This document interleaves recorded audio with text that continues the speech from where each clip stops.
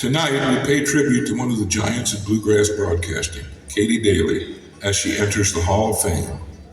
Born Patricia Cole Malone, she was a beneficiary of bluegrass radio's worldwide reach, first hearing the music on Armed Forces Radio as a child growing up overseas.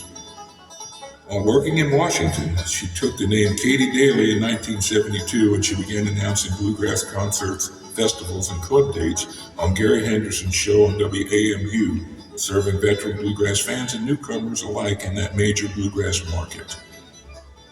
Soon, she was a regular on-the-air voice, first at WAMU and then on commercial country station WMZQ, where she remained for 18 years, serving with distinction in various on- and off-air roles. Katy came back to WAMU and its bluegrass country in 2006, taking over the all-important weekday drive time slot the following year. There, her voice remained as a welcome constant during a time of change as bluegrass country moved onto HD radio and became the leader in presenting bluegrass on the internet. There, too, she solidified her reputation as a skilled and knowledgeable interviewer as well as programmer, airing conversations with the genre's leading artists and rising stars, mixed with new recordings, first-generation classics, and everything in between.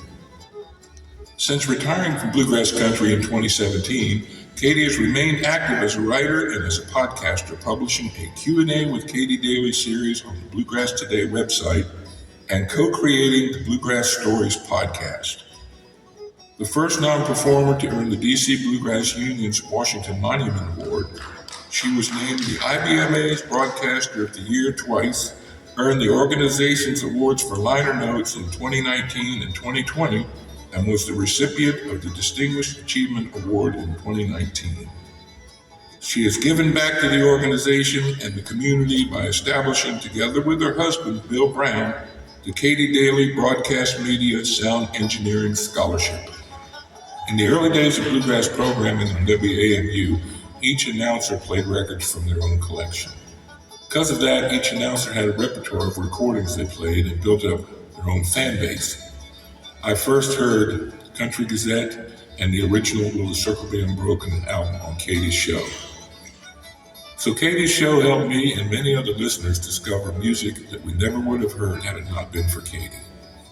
Today, many in the bluegrass audience do much of their listening to our music on streaming platforms, which offer a wealth of bluegrass music from the first-generation classics to the latest releases. Yet, as anyone who's listened to the music served up by algorithms and playlists on those platforms and contrasted those formats with the work that has formed Katy Daley's career and legacy can tell you, there's no comparison. No substitute for passion, deep knowledge, and commitment to finding and presenting the best bluegrass old and new. For more than 50 years, Katy Daley has been at the forefront of doing just that. And tonight we salute that passion, knowledge, and commitment as we welcome her into the Bluegrass Hall of Fame.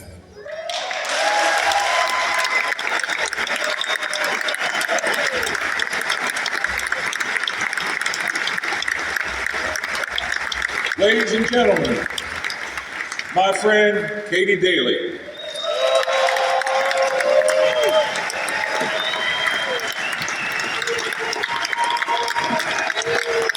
Thank you. Oh my gosh, thank you so much.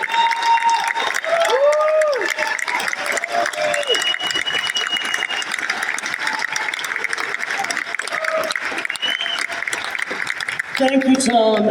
Thank you and the IBMA for this overwhelming honor.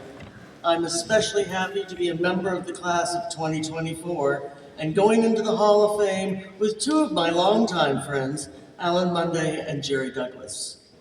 I've been thinking a lot about the past 50 years of our music and the people I've met along the way. I would be hard-pressed to name one or just a handful of people who inspired and influenced me. So I'll name the place that influenced me the most.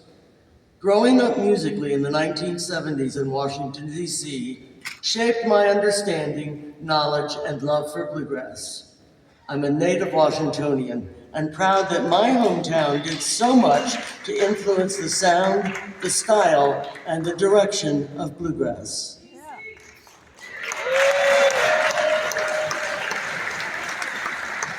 Let me name just a few of the bluegrass venues in the DC area. There was the Shamrock, the Red Fox, Partners 2, Luckett's Schoolhouse, Birchmere 1, 2, and 3, the Cellar Door, Admiral Grill, and Beltsville Tavern. And we also had Wolf Trap, Lake Whippoorwill, Indian Springs, Callaway, a 3-month-long Smithsonian Folklife Festival, and Gettysburg. And if that didn't keep you busy, you could head up Route 1 and start working your way through the clubs in Baltimore. Those clubs and festivals were busy at the time with all our local talent. The Country Gentlemen, Cliff Waldron, Seldom Seen, Lynn Morris Band, Johnson Mountain Boys, Benny and Valley Kane, None of the Above, Leon Morris, Hazel and Alice, and Emmylou Harris.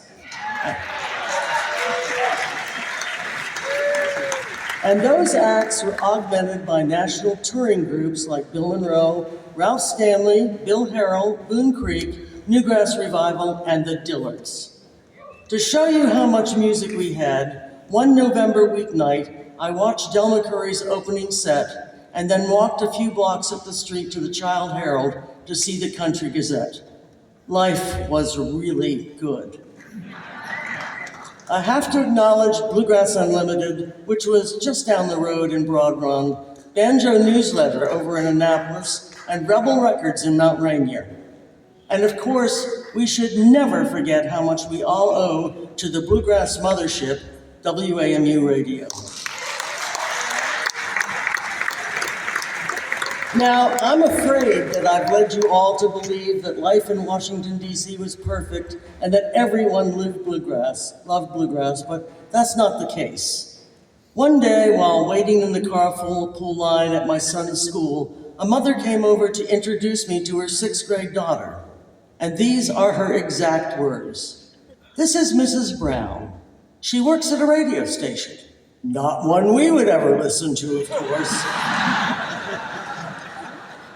Thanks to my friends who I started with in this music. It was a magical time for me. We camped together, walked the campground listening to really great field picking, and many times after the show, the festival stars would join us around our campfire for some late night picking. Life was beautiful. I cannot thank you enough for getting me started in the music and teaching me the songs, the history of bluegrass. You brought a lot of meaning to my life. And finally, thanks to my husband, Bill Brown, and our son, Chris, for supporting my radio career with its crazy schedules and my obsession with the music. You made it all work. Thank you. I love you.